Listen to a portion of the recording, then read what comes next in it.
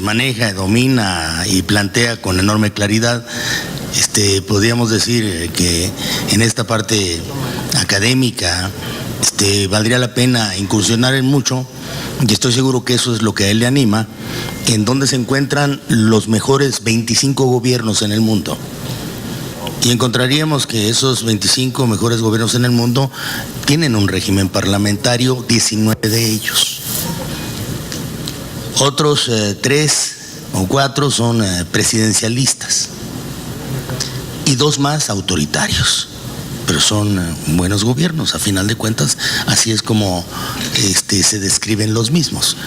Se impone la mayoría parlamentaria, pero este es un sistema presidencialista y lo que queremos es llegar a perfeccionarlo dentro de las experiencias que hemos vivido. Y esas experiencias nos dicen con enorme claridad de que las coaliciones de gobierno, Pepe, y tú lo dominas perfectamente bien y lo conocemos, algunos porque lo hemos vivido y otros porque lo han leído con enorme puntualidad. Desde 1977 tuvo ahí una falla en la reforma de Reyes Heroles. Las coaliciones, electorales. Las coaliciones electorales se terminan el día después de la elección. Vamos. ¿Por qué las coaliciones electorales no continúan haciéndose visibles en el Congreso? Que eso es uno de los temas en los cuales muchos de nosotros ponemos atención. Sí a las coaliciones electorales, que se repliquen en gobernabilidad en el Congreso, conforme a la plataforma que cada uno de ellos suscribió y registró en el Instituto Electoral. Pero nada de eso se da. Y por eso, en buena parte, algunos de nosotros pensamos que los gobiernos de coalición, en buena parte, vienen a ser las veces de lo que no hemos logrado con las coaliciones electorales, sin suprimir las mismas coaliciones electorales que llegaron para quedarse, y qué bueno que sea así, porque el discurso y el debate mejora, como bien lo decía el senador Gil.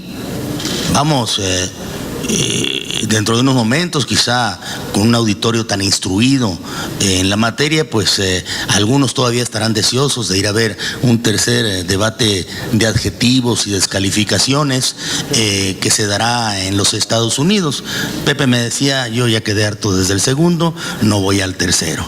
Pero estoy cierto de que esto va descomponiéndose. Incluso hay quienes, políticos en México, piensan que ese es el futuro de los debates en nuestro país: la adjetivización, la descalificación, el ofender al contrario. Cuando los gobiernos de coalición tienen una posibilidad que hace que las campañas políticas se acerquen cada vez más.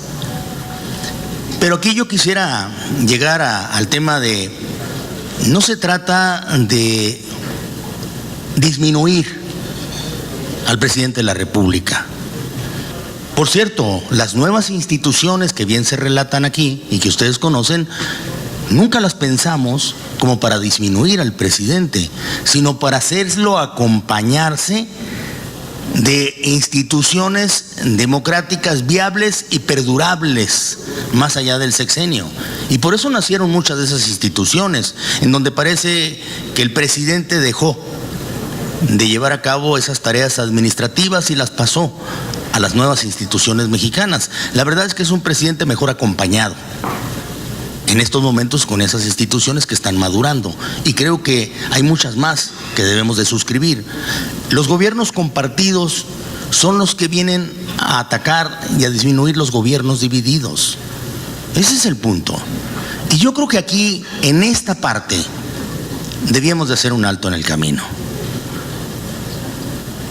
Dije al inicio de mi primera intervención, y no tomaré mucho tiempo para esto, que no se trata de un debate si es mejor la segunda vuelta o si es mejor el gobierno de coalición. Es posible, con la experiencia española, que necesitemos las dos. Porque en España no han podido perfeccionar su sistema y pueden ir a tantas elecciones como sean necesarias, aun cuando pues tengamos la esperanza de que en la tercera o en la cuarta se pongan de acuerdo. Pero para ellos no hay un deadline, que es el 1 de diciembre para nosotros. ¿Qué pasaría en el caso de que no se pueda suscribir una coalición en este país?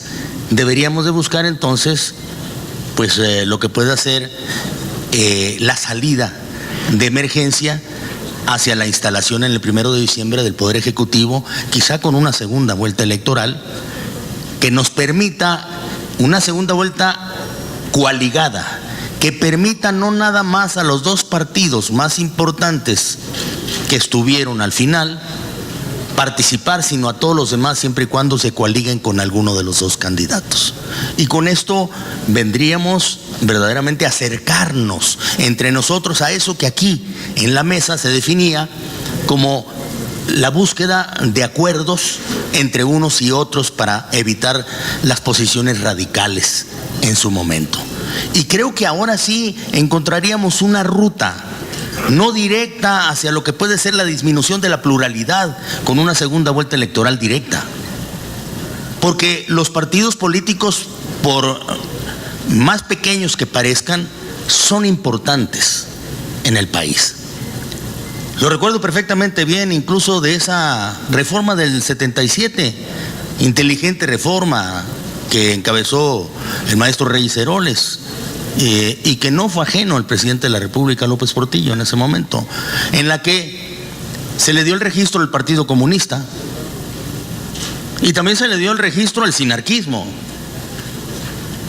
el Partido Demócrata Mexicano, que se extinguió por varias razones, y el Partido Comunista, que pasó a ser un partido de izquierda distinto.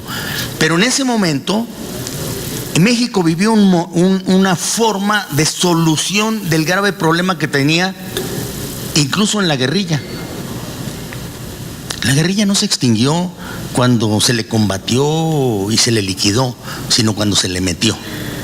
Se le metió a un órgano parlamentario de decisión, de participación y de importancia. Nadie se acuerda de ello, o muchos omiten el señalarlo, pero ahí fue donde nacieron los plurinominales, en buena parte. Y esto acercó el país a lo que ya tenemos: un país con una democracia, un país con estabilidad, un país con alternancia. Ahora lo que queremos es un país con gobernabilidad. Y creo que la gobernabilidad también en la inclusión estaría, Roberto, en la necesidad de la ratificación. Si vamos a un gobierno de coalición, en la ratificación del gabinete. Y no como un tema de cuoteo, porque los cuates y las cuotas ya existen, a final de cuentas. ¿Qué importa el partido político que esté ahí? Los cuates siguen existiendo, las cuotas también se aparecen y no son más funcionales. Siendo un sistema presidencial, lo que debería de conservar el presidente es el nombramiento con ratificación y la remoción por parte del presidente de manera automática cuando así lo desee, para pasar a un nombramiento con ratificación nuevamente. Le daríamos un tono y una transición verdaderamente al sistema político, porque lo que hemos vivido es la alternancia, pero la transición del sistema político, del modelo, como bien lo señaló Roberto hace un momento, no la hemos tenido realmente. Hemos hecho que este presidencialismo se acompañe con nuevas instituciones, pero en realidad no hemos llegado a la transición.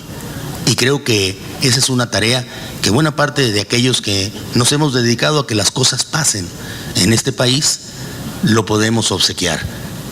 Termino diciendo, sí, la política es insustituible, el diálogo también, y la política y su magia en el acuerdo, en la relación, en el planteamiento civilizado de propuestas distintas que pueden llegar a una coincidencia por el objetivo común, siempre va a ser premiada. Y qué bueno que aquí se encuentre en buena parte de esa clase política que tiene mucho que hacer por delante. Muchas gracias.